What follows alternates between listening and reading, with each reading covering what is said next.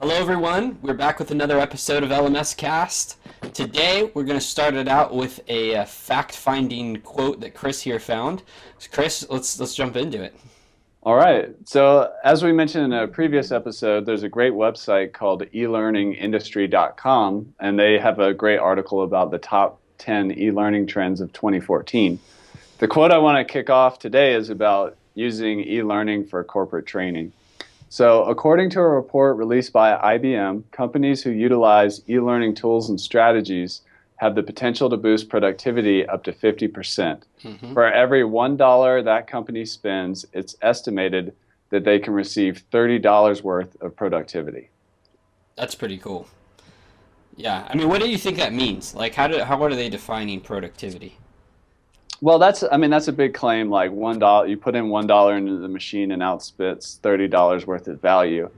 But I think what it comes down to, and this is a problem in solopreneur shops who are starting to build a team or establish small businesses, medium on up to corporate, is that the process of onboarding new people into a business or a corporation, I think from the outside looking in, sometimes businesses appear like well-oiled machines, but the reality is that a lot of these businesses, corporations, or institutions are actually kind of a bundle of chaos that they're just kind of managing. Yeah.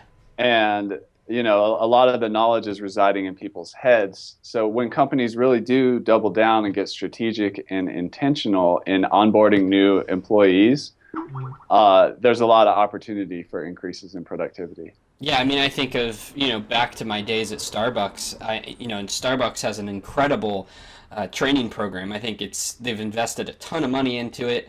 They've got some amazing thinkers to come in and help create really good training, but even they could see productivity increases just because everything we did was, at the time I was at Starbucks, and it could have changed by now, but it was all paper.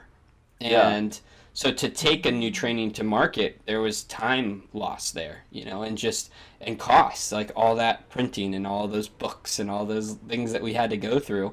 And they could see massive increases, especially in certain states where laws affect business of that magnitude all the time. So the way that you would handle if someone, spilled coffee on themselves, well, that new training goes out in an email, and that's how we got it. And then we eventually get books a couple weeks later, and da-da-da-da-da. But you could have e-learning training like up on the portal instantly about how to approach that situation given the impact of a new law or something like that.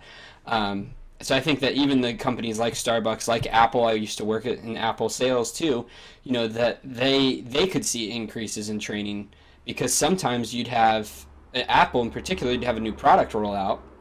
It'd take a while for the training about that product to get out. And then when you did, it was like, how you assess, you'd have to check in with the manager. You could do all that online and do so much better. Again, maybe they are doing that now. I haven't been with those companies in a while, but I can just see it even at that level, even with great training, there's efficiency increases when you bring it online and start to, assess and track how people are learning. So that's really interesting to me.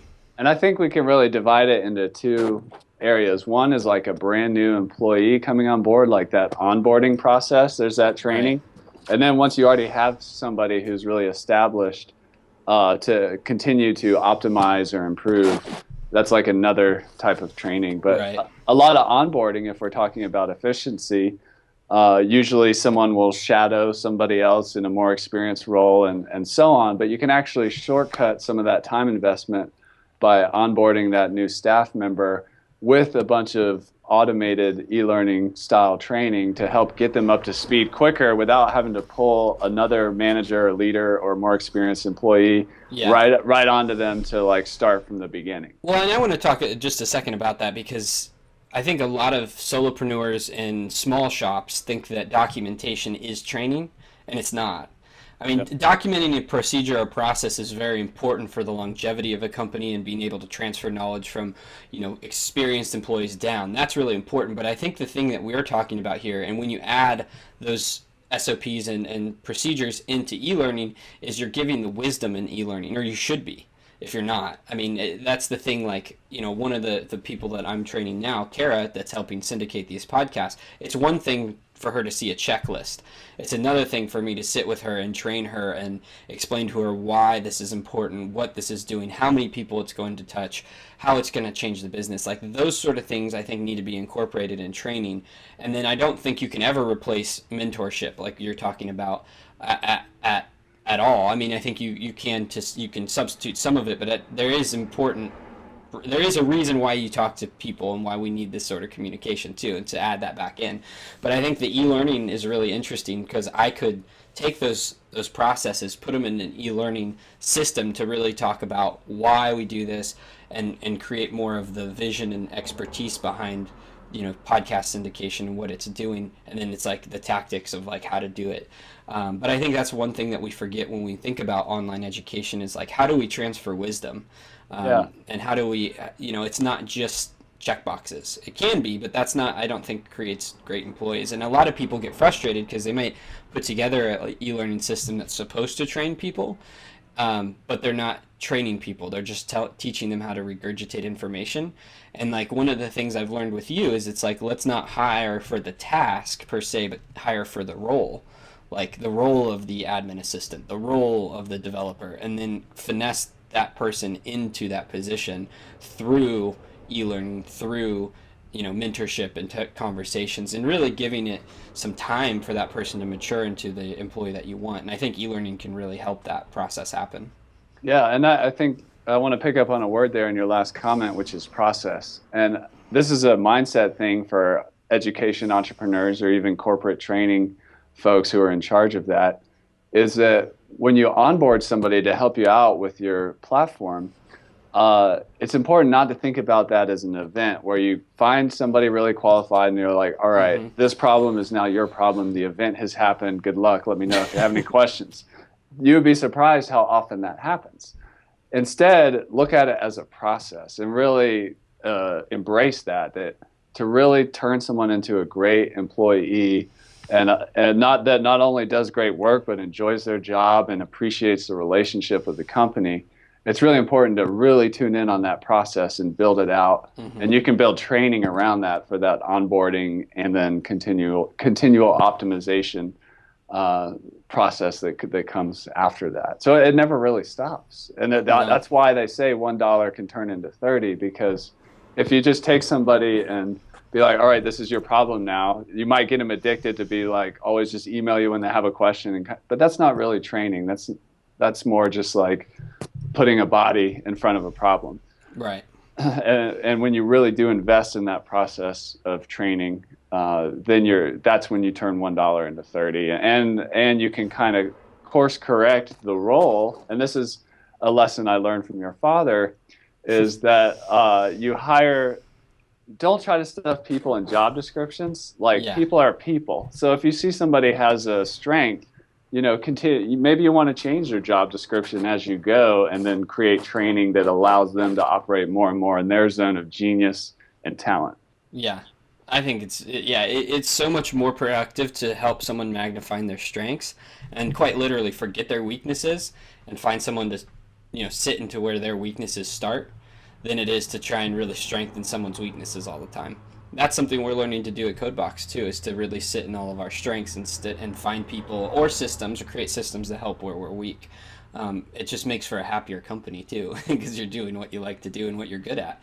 But I think to kind of cap this off in my mind is like, one thing I want to talk about is, to close this out, is the education and training for small to medium-sized businesses as well as corporations has to iterate. Like anything else, it has to change. And I think that's where a lot of companies I see get hurt, is they don't take the time to change that, whatever it is, as time moves on. It's not something that's static and set in stone, and that's a lie that we tell ourselves. Like, we'll do this one thing once. Again, I can go back to the podcast. The way that we did this 6 months ago has changed dramatically. So I have to constantly be updating my processes as well as my training. And again, I think it's so important to talk about the why. Why did we change from X service to Y service? Why did we change from this process to this process? One of them is, for instance, there's not a lot of people who have been downloading LMScast episodes from our download button. Well, that process to set that up took about 25 minutes. And so I can make my team more efficient because I can look at my data and say that's not happening, so we don't have to do that process anymore. Like the data shows no one's using that, so I can go back, but I have to go back and update that and remove that from our process. Otherwise, they're going to continue to do it. I got to tell them why. Why? Well, we looked at the behavior of our audience; they're not using it. And I think that people often look at training, and this is again goes back to the advantage. Like if Starbucks wanted to update their training, they've got to cut out all that paper and reprint, rewrite, do all that. When you have an e-learning system, it's as simple as logging onto a WordPress backend, updating the course, hitting go, emailing everyone who does that particular thing, and tell them, hey, there's some updated training. It's going to take you about 20 minutes. Go through it. Let us know if you have any questions. And awesome. I think that's a huge increase, and I think it's really important and something that we should talk about in a future episode. Is really the half-life of training and when to update. So on that note, Chris, do you have any final thoughts? Yeah, I just kind of want to close it out with the 3 levels of training that we're talking about here. In an earlier episode, we talked about the mistakes that e-learning entrepreneurs make, and one of those mistakes is not outsourcing and trying to do it all by yourself. Mm-hmm. The best way in our experience to do that is to learn enough about it so you know what you're talking about when you do outsource. But then for the solopreneur who's making the leap to hiring their first 1 or 2 outsourced people to help, that's a good opportunity to create training. And that's going from a team of 1 to 2 or 3 and so on. Yeah. If you're an established business and maybe you already have all these internal processes, but you want to create training like for a small business to help with onboarding or employee optimization, there's another great opportunity to create a WordPress learning management system for that purpose, which is an application that some of the people who have purchased our plugin lifterLMS are doing. Mm-hmm. Then the next level up is, there's like the medium-sized business, which is kind of similar to the small business, but then you go corporate, where you mentioned Starbucks, Apple. We're talking really big business. And the interesting thing that's happening right now is the WordPress ecosystem is really expanding into the corporate space. In fact, it's been there for a long time. A lot of people don't know that the New York Times, Anderson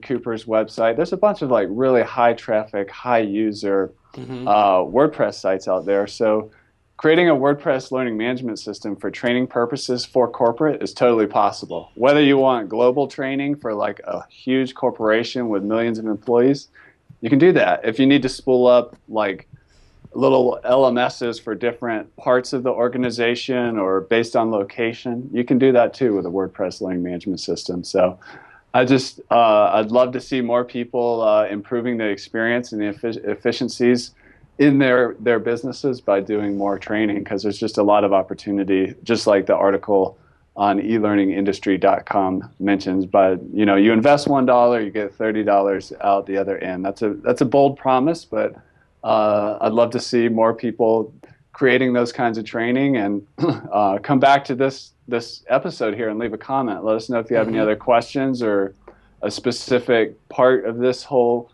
e-learning training thing you'd like us to create another episode on. And also just let us know how you're thinking of using e-learning online training to help with your business. Yep, right on. Well, on that note, we will see you next week.